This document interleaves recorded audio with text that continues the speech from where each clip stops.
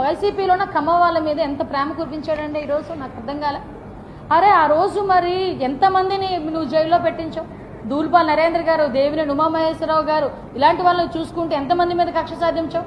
ఆఖరికి అమరావతిని కమరావతి అని చెప్పి మాట్లాడించావు కదా ఆ రోజు. అమరావతి రాజధానికి అమరావతి అని మాట్లాడించావు కదా. ఈరోజు అవన్నీ మర్చిపోయి ఇష్టానుసారంగా గల్లా జయదేవ్ గారు, దూల్పాల్ నరేంద్ర గారు, కోడ్ల శివప్రసాద్ గారు ఆత్మహత్య చేసుకోవడం గల కారణాలు ఏంటి? ఇవన్నీ నువ్వు మర్చిపోయావేమో కానీ మేమెవరూ మర్చిపోలేదు, రాష్ట్ర ప్రజలు కూడా మర్చిపోలేదు కదా.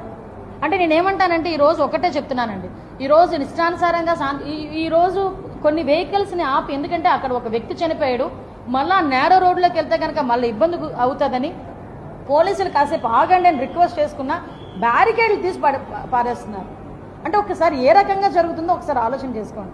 ఈ సంవత్సర కాలంలో మేము ఎప్పుడూ కూడా రిస్ట్రిక్ట్ చేయలేదు, ఎవరిని కూడా వెళ్ళొద్దు అని మాట్లాడలేదు, ఎవరిని కూడా మేము హౌస్ అరెస్ట్ చేయలేదు. మీకు ఆ హక్కు ఉంది ప్రజాస్వామ్యంలో, వెళ్ళండి, కానీ నిబంధనలు అనుసరించండి. నిబంధనలు అనుసరించకపోతే కనుక చట్టపరమైన చర్యలు తీసుకోవాల్సి వస్తుంది అని డిపార్ట్మెంట్ నుంచి వాళ్ళకి నోటీసులు వెళ్ళినా కూడా అవన్నీ పెడరి చెవిన పెట్టి ఈరోజు పోలీసుల విధులకు కూడా ఆటంకం కలిగిస్తూ ఈరోజు ఇద్దరు చావుకు కారణమైన జగన్మోహన్ రెడ్డిని ఏం చేయాలో ప్రజలు కూడా కొంచెం ఆలోచన చేసుకోవాల్సిందిగా మరీ కోరుకుంటున్నాం.